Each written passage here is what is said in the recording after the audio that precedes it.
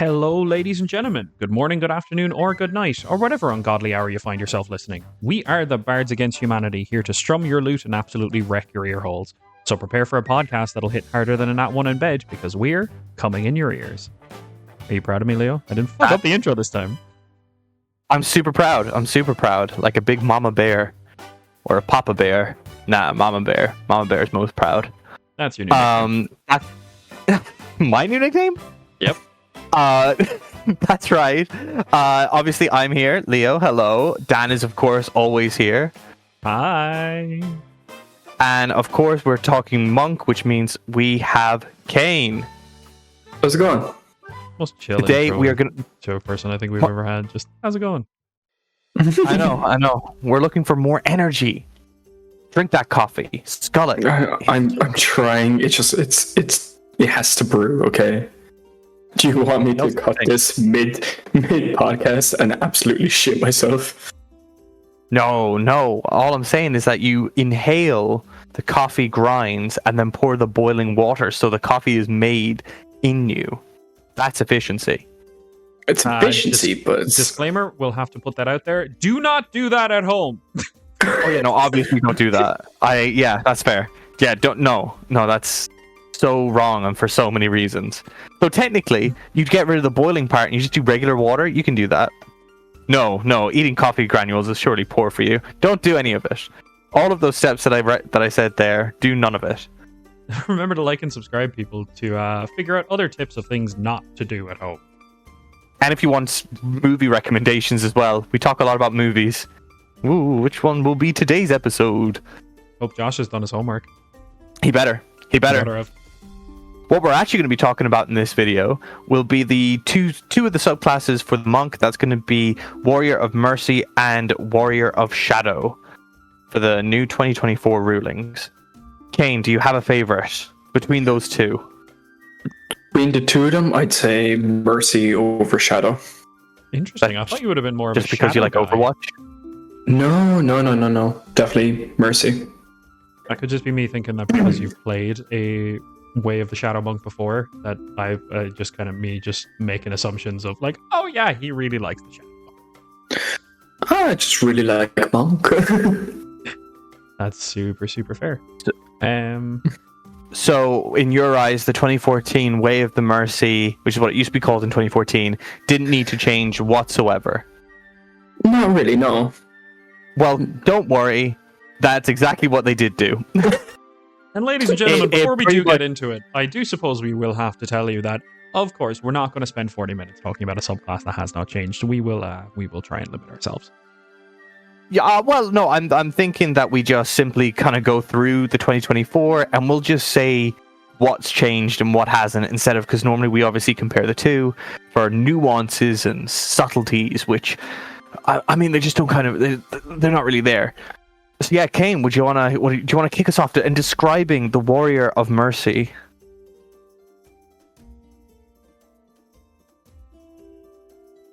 Or not? What about Dan? Do you want to go through it? The Warrior of Mercy monk. Basically, what they like to do is they like to manipulate the life force of others to do either healing or harm. And the way I've always envisioned it, after a friend of mine mentioned about a Way of Mercy monk that he's played before.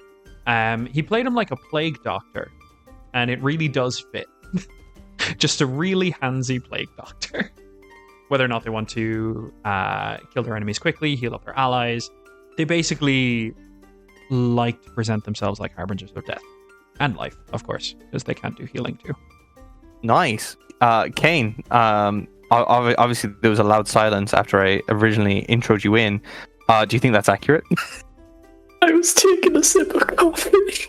Efficiency, man. What did I tell you? Leo, you can't fucking fault him because you did say chug that coffee. I know. He was just listening to you. I know.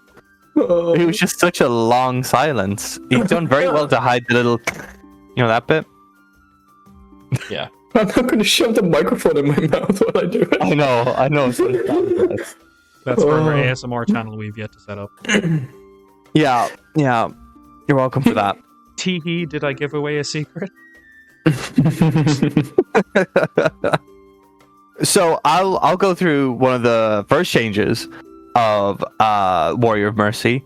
Before in 2014, after 3rd level, you would receive a mask. Yeah. A merciful mask of either a raven, blank and white, which I'd like to hope is a typo, because blank and white is the same thing. Crying visage, laughing visage, skull or butterfly. Now what you get in 2024 is no mask. Yeah. Just their description says that they often do wear masks. So Often flavor it doesn't however you mean fucking want. Do you think that they were just sick of people running around being the bringers of death in a butterfly mask? Do you think that was the problem? I think everyone's going to like absolutely shitbricks if there's a D&D setting where it's a gala and everyone just has a mask, you know, so everyone inside there is a Warrior of Mercy monk. Potentially. Ah, yes, we'll just have a scene in our campaigns in the future where we have Linkin Park's Final Masquerade playing in the background as a Way of Mercy monk goes around the battlefield. What a banger. God, I love the Hunting Party albums.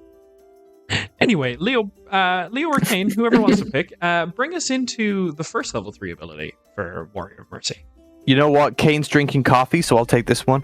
The first, at level 3, you get Hand of Harm.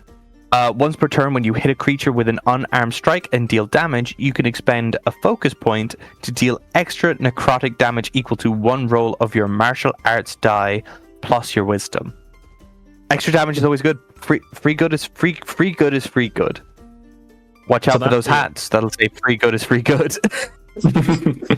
I think we've got a line of extra merch coming in before free good is free good. Yeah, potentially. Maybe.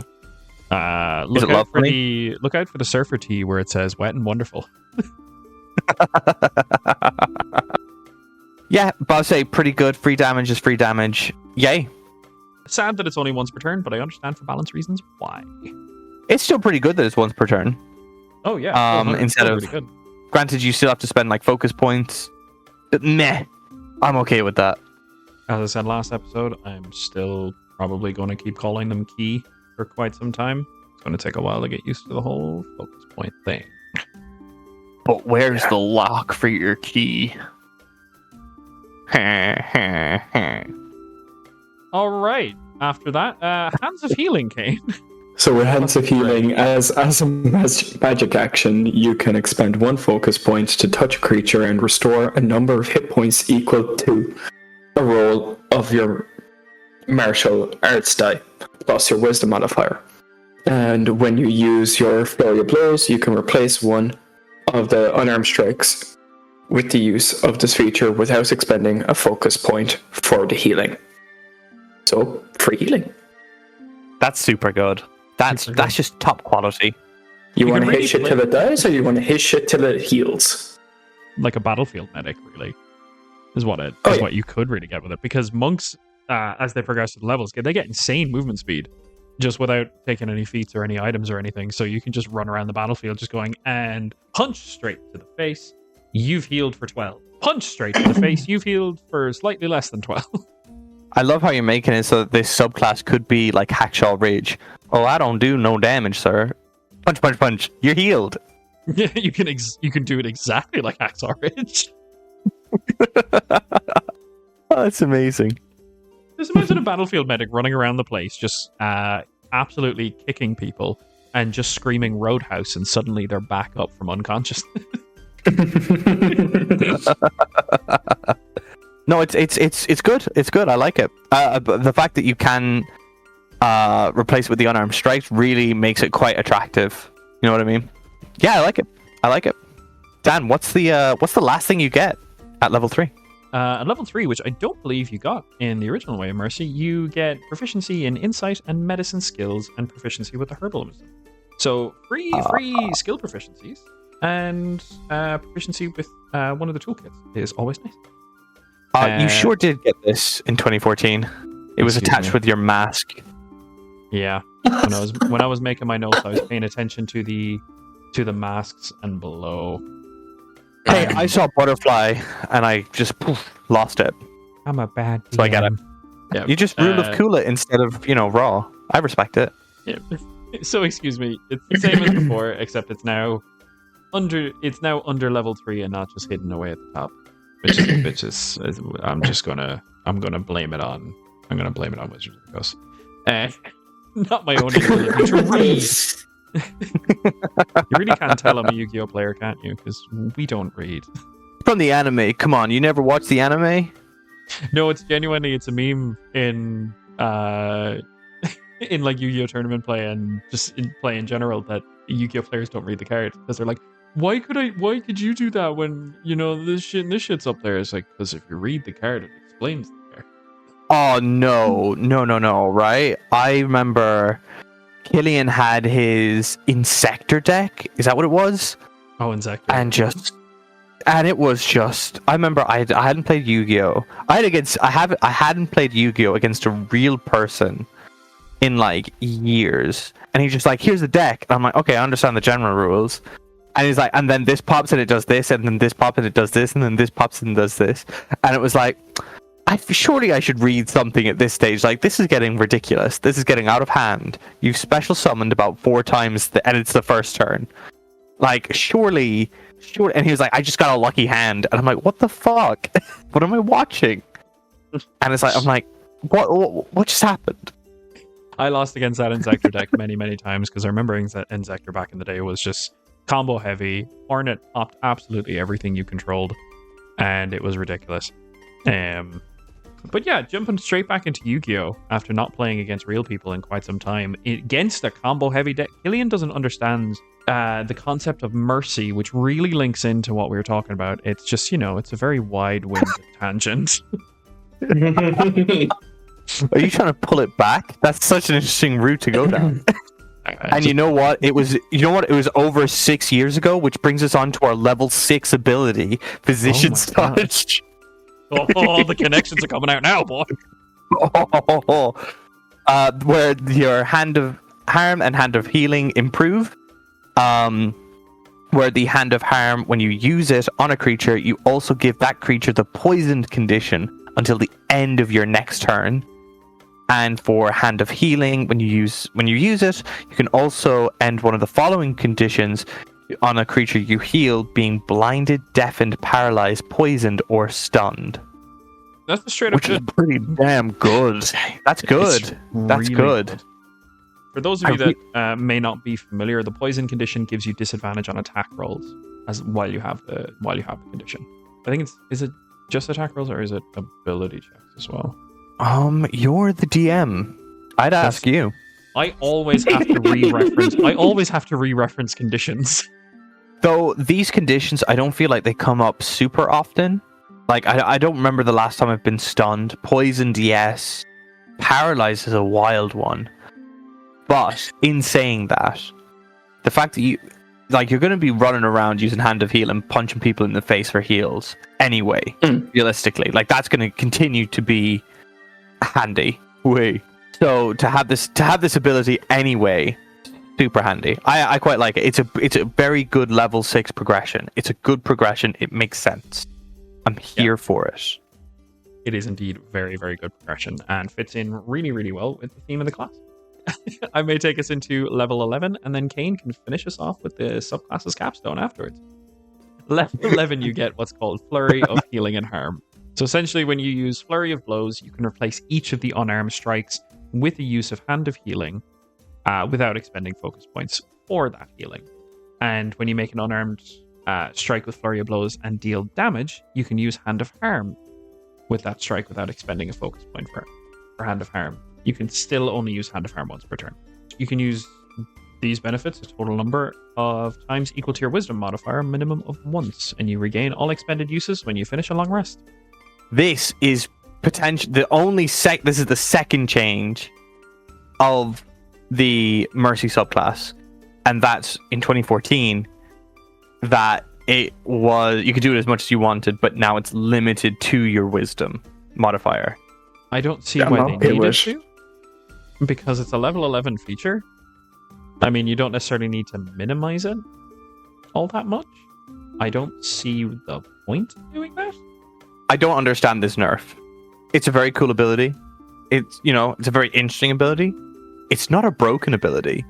If you could use your Hand of Harm multiple times, maybe, but it's yeah. I feel like it's an unnecessary nerf. I don't see why it needed to happen. It just seems like here you do get some cool shit, and Wave Mercy is like a really cool subclass of Monk. And I know I've said this quite a lot, but it's just every time we do these subclass reviews, it just makes me want to play that particular subclass. So recency bias really coming into it. I don't think I've ever really had a Wave Mercy Monk in my party, so I can't claim to say that level 11 feature for them before used to be insane and they were using it like way too consistently. It's handy, it's good. Why nerf the Monk when a lot of people were complaining about Monk's ability to do stuff back in the day? It just seems a little bit pointless to me. But I will turn you over to the guy who really, really likes Monk to give his proper opinion on it. Our Monk specialist is in the call. What do you think about it? It doesn't change a whole lot of how I would play. It takes a lot of grinding to get up as far as level 11. And even getting the level 11 feature there, it's not game changing. I can't compare this to the 2014 edition of this class. This one isn't better or worse than it. I don't understand why it needed to be the wisdom. I don't like limits. Don't limit me. And the Warrior of Mercy is trying to limit me, and I don't like it. See, the thing is, Leo, there are a lot of abilities that do need to be limited, but I wouldn't have considered this one of them. Especially when you only get it back at the end of a long rest. It's redundant. It really is. I don't get it. It makes no sense to me. But thinking back to how Hand of Healing is anyway. When you use a flurry of blows, you can place one of them with Hands of Healing without expending a focus point. So at least if you were doing your unarmed strikes instead of getting... Actually, no, the more that I'm thinking about it, I'm just kind of like, yeah. It's just... Limit didn't need to be there. It's breaking my brain. So Kane, bring us into level 17 and finish off Wave Mercy. The level 17 one was a Hand of Ultimate Mercy.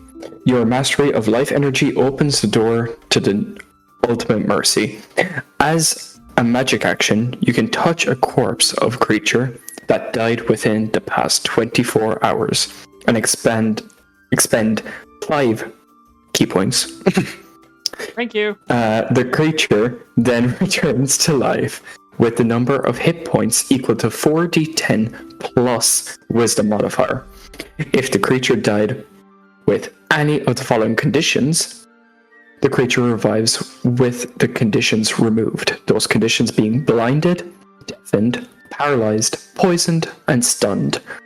Once you use this feature, you can't use it again until you finish a long rest. So you have a free Revivify. As long as it was within 24 hours. But normally when you'd want to use that, in my opinion, is during a combat where it would be really fucking necessary. Just revive the BBEG, it's fine. Yeah, just to beat him. Let him know who's boss. Fingers crossed you roll really poorly on your 4 D10s. It's like the party's version of I've seen this so many times where advice for DMs on how to intimidate the party, where the BBEG absolutely wipes the fucking floor with them and then leaves the cleric alive and hands them however many diamonds up to the number of party members that he knocked down and killed, and just says, go ahead, I'll wait. That's just the party's version of that. I mean, it's great for roleplay. Like, if you're in an interrogation and they're not taking you seriously, kill him, Hand of Ultimate Mercy. I bet he's going to be a real chatterbox. That's all I'm saying.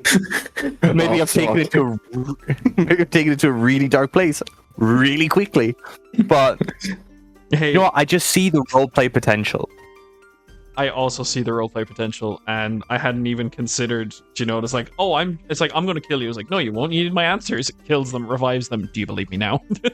You think death is your mercy? I am the mercy, and I will show you none.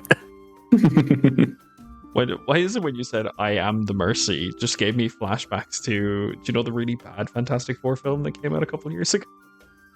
Oh no. That was fantastic. Say that again.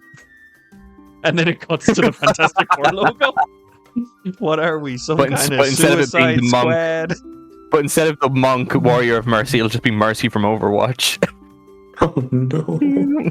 I like this. I like this subclass. I very much want to try it. My issue is I don't know if I could, because the way that I think would be funny would be to punch people and heal people. You're purely the healer of the squad. Like, I think it's a really funny cleric substitute, but I don't know if I could fully play that over and over again. Is my only. But I do like it. I think it'd be fun to have, but it just for it not to be me. Use a full Way of Mercy monk and pair it with at least like a level 3 barbarian. Give him Tavern Brawler. That'd be really funny. I think that's been done, and I can see why it would be. I want to hear you with the chair. I wanna look up the specific wording of a particular spell, because this could be really funny if it works the way I think it's going to work. Not funny, but just really handy, I suppose. Well, while you're doing that, Okay. I'm going to give it my rating out of 10 for this subclass. And I think I'm going to give it like a 7, nearly an 8.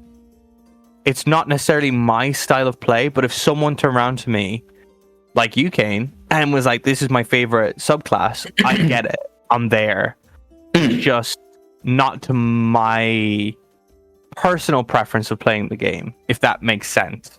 I'd give it a 7. If someone wants, like Kane, if you want to turn around and say this is a 10 or a 9, I'm completely there. It's just not how I would normally play the game. That's entirely fair. I myself, I'd give it an 8. I'm with you on the 8. It seems really fun, and I do really like. I also, main reason I'm giving it 8 is because I just really, really like the idea of going around and punching people back to life. That's just fucking hilarious. And That's I looked at comedy. the wording of the particular spell that I was looking at, and do you remember the spell Beacon of Hope? Yeah. Yeah, Beacon of Hope. For whatever Max reason healing. in my head, I thought it was healing from spells. No, it's just max healing from any instance Absolutely. of healing. Yeah. So you can, for the next minute, punch people for your martial arts die, your maximum martial arts die roll plus your wisdom modifier. You'll And have to just, check like, for me with that one, Dan. Is Beacon of Hope? It's a cleric spell, isn't it? Or It is a cleric spell, and it was also Oath of Devotion Paladin. Got them. Yeah. Okay. Yeah, so you'd it's have a- to have one of them in the party. Yeah, it's just if you had a cleric in the party, it's really funny. Yeah, so I'd give it an 8. Hey, I'm perfectly happy with this being this. We're not having a druid circle of the sea moment, which I like. I nearly give it an 8. There's no, I'm there. Hell, I'll even bump it up to make it not a fraction. Not none of the 7.66 bullshit. 8 average. Very happy out. It's a good subclass. I'm tempted to try it. I'm sad You I didn't should. build it for our current campaign now. I feel like you would be surprised with how versatile the class is, Leo. Yeah, but I think it's so funny punching people to life.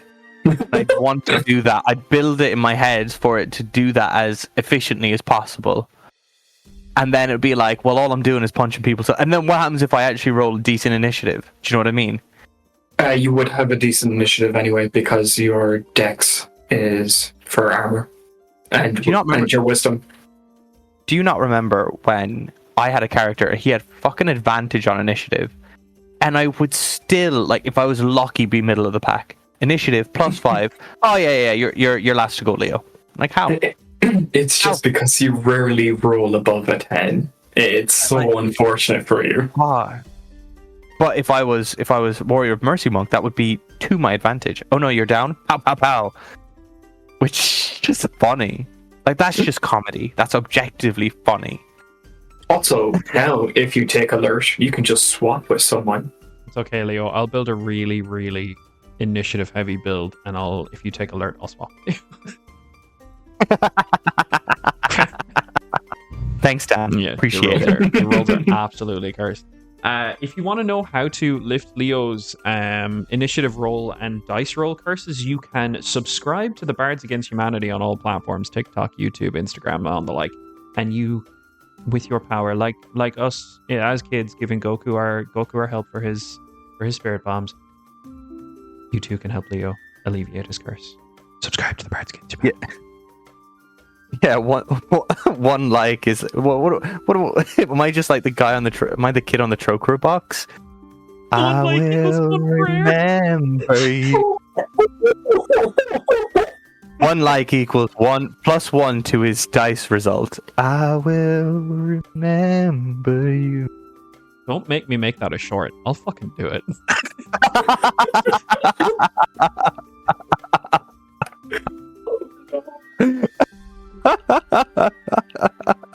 Do you want to know which picture I want to use?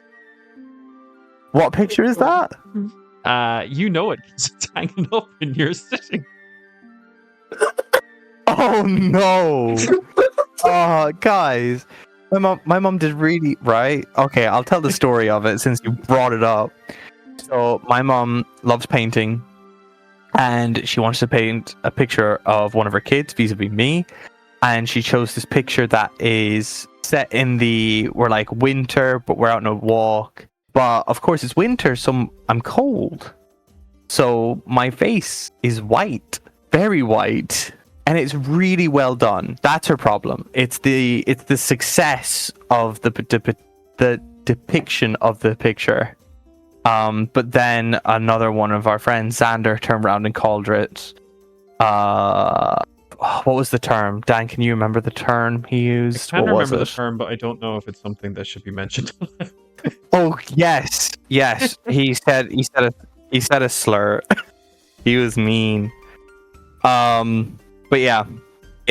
Now I'll know if you ever ask for a picture of that picture, just not to give it to you. Yeah, don't give me that power. No, it's a very well done On that painting. note- It's just you genuinely look like a ghost. But enough about that. We're going to move on to the Warrior of Shadow. The Warriors of Shadow practice stealth and subterfuge, harnessing the power of the Shadowfell. They are home in the darkness, able to draw gloom around themselves to hide, leap from shadow to shadow, and take a wraith-like form. See, look, I introduced the subclass type before the first subclass ability. So proud of you. So proud of you. I know, man. Yeah, this Look is the at us one class go. that's perfect for like those wannabe edgelords that would just be like, I am the darkness, man. Just do you know like the real stereotypical emo guy? That's the route you went to. Bro, you look like you listen to My Chemical Romance. Calm down. Honestly, yeah. If My Chemical Romance was a D&D class, it would be these guys.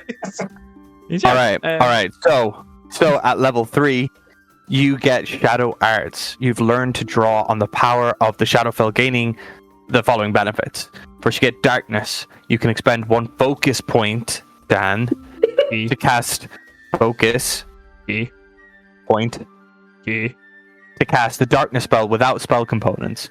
You can see within the spell's area when you cast it with this feature while the spell persists, and you move into an area of darkness to a space within 60 feet of yourself at the start of each of your turns. I feel like I've said that wrong. While the spell persists, you can move its area of darkness to a space within 60 feet of yourself at the start of each of your turns. Yeah, I don't think I emphasized move its area. I think you just said move area of darkness. Yeah. You also gain dark vision with a range of 60 feet. If you already have dark vision, it increases the range by 60 feet. And you have shadowy figments. You know minor illusion spell. Your wisdom is your spell casting ability for it. Now, in 2014, you have lost a couple of spells. So the way that they did it as an action, you can spend 2 key points, so it's 1 less.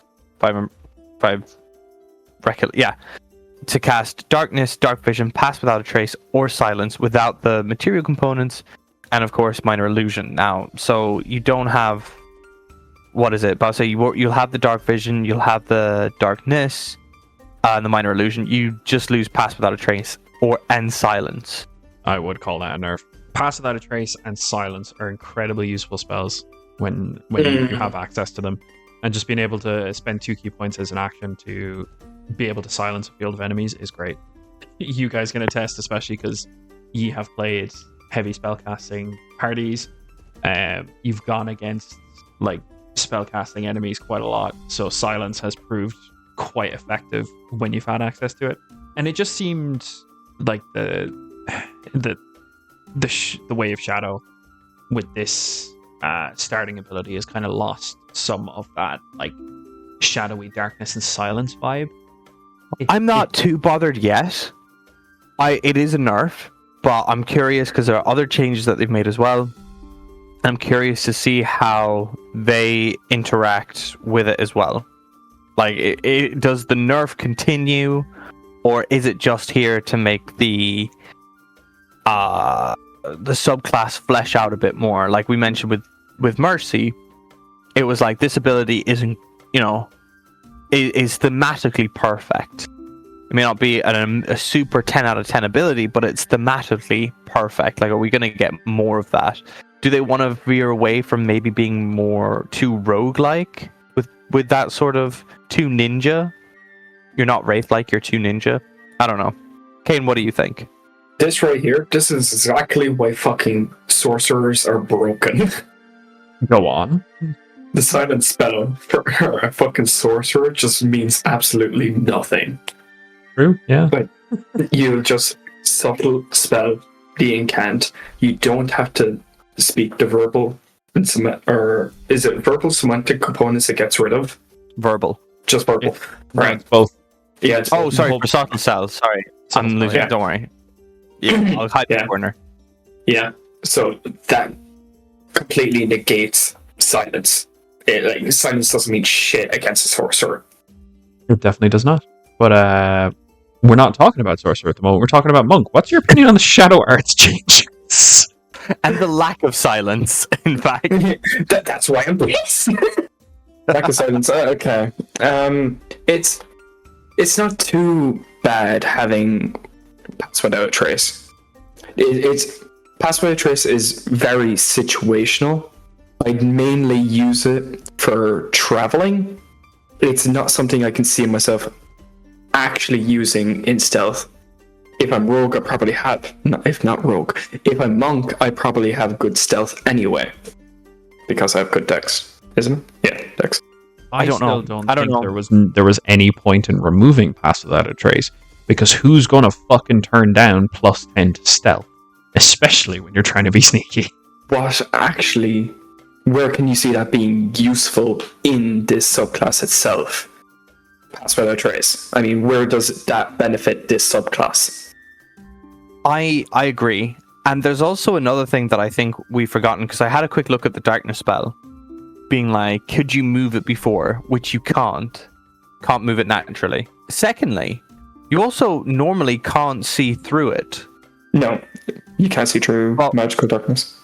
But you can with level 3 shadow arts. You can see within the spell's area when you cast it with this feature. So I think as a... Like, obviously, like that, those two small things around darkness, around the spell darkness, is that better than having silence and pass without a trace? I'd like it. Like, if the subclass keeps going in that kind of direction where your core concept is to cast darkness and then be a prick, then I think that's a fine trade by my account. You know what I mean? I know exactly what you mean. I think I'm still of the opinion that Pass Without a Trace and Silence were perfect thematic spells for the subclass to be able to use. I don't see the point in getting rid of them just to buff Darkness. Now, Darkness does fit the whole Shadow thing because, fucking it's literally Shadow. Pass Without a Trace and Silence are both, like, shadowy and, like, thematic to the whole Shadow thing. They're just, I don't see why they needed to get rid of the ability to cast it. I'm sticking to that gun because it's for the whole point of the subclass is stealth and subterfuge, which Silence, being able to create a cone of silence where you can silently take down an enemy or incapacitate a guard, perfect. Pass Without a Trace, being able to sneak past them very effectively. Well, Do you know what? While you're up on that hill, Kane, Don't make it sound like I'm on a moral high horse. No, that's a valid opinion. I'm actually more referencing that's a hill to die on. Like you're willing to die on the hill. While you're up on that hill, Kane, what happens at level 6? At level 6, you gain the ability of Shadow Step. Well, it's entirely, that's that word, entirely within dim light or darkness. You can use a bonus action to teleport up to 60 feet to an unoccupied space you can see that is also in dim light or darkness. You then have advantage on the next melee attack you make before the end of the current turn. So the idea with this is you'd cast darkness on an area if you need to teleport out of there. As long as you're already within dim light or darkness. Or Yes. you're not in dim light or darkness and you need to create that ability to do so. Everyone likes a handy teleport. Because normally True. you would cast darkness on yourself and not be able to see through it. But how would you but- teleport out of there? If you are in dim light, though, you can cast darkness on a brightly lit area and teleport into it. Exactly. This is you see what I mean? Where I'm like, where does the seeing through darkness spell come into? It makes this ability 10 times more usable, and also a really weird difference, right? It only comes at the very end, and it's like when you have advantage on the next melee attack you make, while in 2014 you said you had advantage on the first melee attack you make. So what happens if you monk it up and start throwing slaps? Dan, as our designated DM. Well, as your designated DM, Leo, I'm going to point out that what you consider to change is the exact same fucking thing. Yeah. Yeah, because the next melee attack you make is going to be potentially your The first one. Yeah. Boo. That's a wee. The only difference you could potentially construe from that is if you've already made a melee attack, would you then consider the ability inactive to have advantage on the first melee attack you make before the end of the turn? No, because my way of interpreting the rules is once you've activated the ability, the first attack that it considers in the old version would be the first attack you make after the ability goes live. So they probably changed it to next attack you make to clarify that. Dan's breath smells like ball sack. Just You're just jealous that I understand the rules a little better because I'm a DM. No, I really don't understand the rules better. Just, fucking make shit up. So just go back to it. I think Shadow Step is now really awesome in 2024 for the change of darkness. And if I have to lose Trace without a fucking slip, what's it called? Pass without a trace and silence, to actually use my level 6, then absolutely, I thank you. Because of the new changes to how you can use darkness, yes, the level 6 Shadow Step is now better. I'm still salty they've taken away those spells and I will die on that hill. But I will silently die on that hill because I'll be able to cast that fucking spell. You're one of few people, Dan. You're one of few. I don't think I'm one of few. I like the changes to how you can interact with darkness with this subclass. That's awesome. That's really cool. I'm not saying that that's not cool. There was no point in getting rid of 2 really thematic spells. Guys.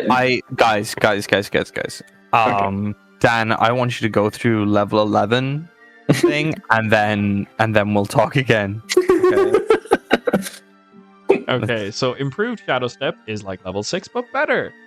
So when you use the Shadow Step feature, you can expend a focus point and remove the requirement that you must start and end in dim light or darkness to use that feature. As part of this bonus action, you can make an unarmed strike immediately after you teleport, which is really good. It's really fucking solid. And a completely ruins our point. Complete fucking difference to what it used to be. So what it used to be was Cloak of Shadows, and when you're in an area of dim light or darkness, you could use your action to become invisible. And you remain invisible until you make an attack, cast a spell, or in an area of bright light. why couldn't it be that?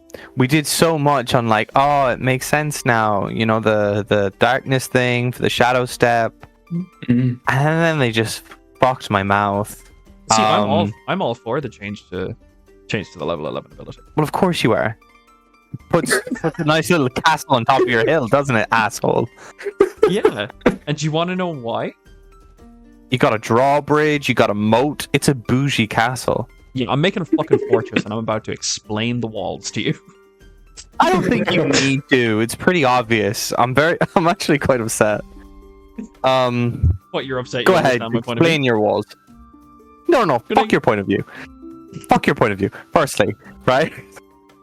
If they had just kept level 11 exactly the same, it would have made more sense. It just would have made more sense. My step of keeping the really thematic spells, because you're upset that they changed the you meld into shadows and become invisible. Boo.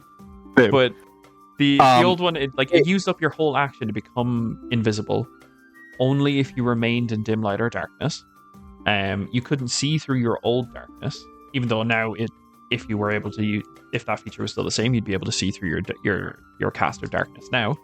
It just means that for a focus point, you can teleport anywhere within 60 feet rather than just to dim light or darkness. So while you're in the light, you can literally just evaporate into a mist of shadow and reappear 60 feet away. I'm just saying, level 17 better be worth it. That brings us to level 17. You never guess what it is, guys. We have Cloak of Shadows. So as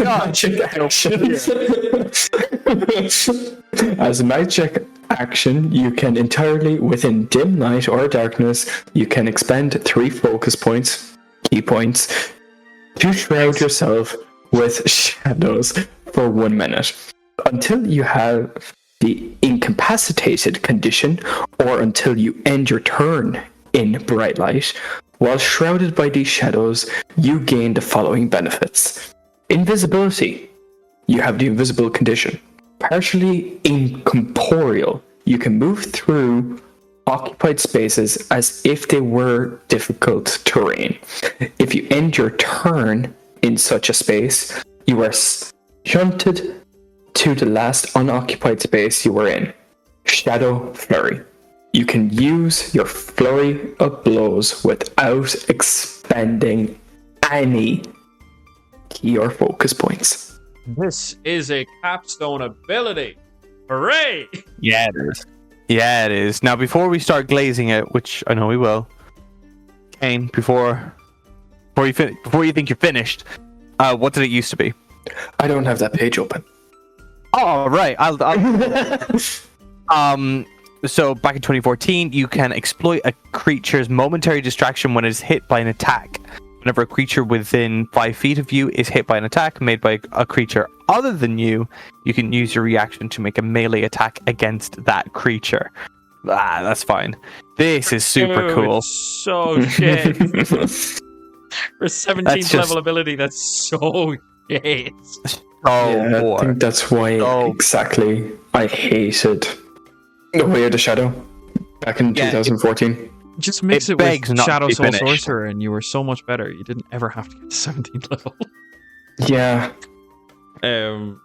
Opportunist is basically just a 17th level opportunity attack with a slight difference, which is why you could just take fucking Sentinel, which does the exact same thing, and you can get it at level 4, and you get so many more benefits from it.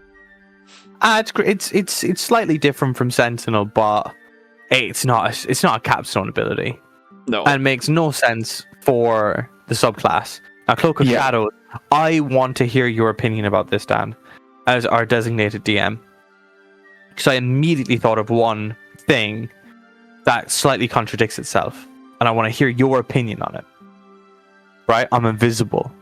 I got the invisible condition. Yeah. I hit something. Here you go. I'm normally no longer invisible. Surely I have to stay invisible. This works exactly like Greater Invisibility, because for the minute and the duration of this, you have the invisible condition. It doesn't specify that that invisibility ends. So you have the invisible condition as if you were under the effects of Greater Invisibility, as long as you don't end your turn in bright light. This is real good. So which you really shouldn't, considering it's really, really good. Which you shouldn't, because you can always move your darkness. You can indeed move your darkness. Yeah, because at the start of your turn, just move the darkness, and then that way you move into it, and you're invisible in there, so everything has disadvantage on attack rolls. And that's if they can even fucking find you. Being able to move through spaces, through occupied spaces if they're difficult terrain, which means that in my understanding, they're not going to understand where you are unless you end your turn occupying that space, which is great. And being able to, as your bonus action, use Flurry of Blows without expending focus points, no need to explain why that's amazing. It's a real capstone ability. For me, obviously I use Barbarian, so I normally get something at 14th level. You do have to level up 6 times to get it, but fuck me, this is good. I'm just gonna rate it now. I don't know what else to say that you haven't. I think this is like a 9. I like this. I don't give a shit about Pass Without a Trace. This is a 9. And you can shove it up your ball bag mouth. Dan, what do you think about it? If it had Pass Without a Trace and Silence, it would be a 9. But it doesn't, so it's an 8. It's the same for me as Way of Mercy. Way of Mercy is just, it's consistent throughout. So it's solid consistency throughout. So it's 8. It's a serious buff on what Way of Shadow used to be. It improves on it in every single way, except for taking out 2 really thematic spells. That's my only gripe with this class, with this subclass, is that they took away those 2 spells, which would work so well for the theme. Other than that, Cloak of Shadows is a perfect capstone ability. There's absolutely nothing wrong with it. Shadow Step and its improved version are great. Shadow Arts is also really great. Being able to move your darkness really melds into how synergistic the rest of your abilities can be with it. So it's an 8, and I'm only giving it a -1 from 9 because I'm salty. What about the other -1? Oh no, the -1 was it was 9 -1 to 8 because they took away 2 spells. I like. I see. Kane, it's up to you, man. Do you want to agree? Do you want to agree with Mr. Penis Ball Breath or me? You're really trying to lean on to the penis ball breath.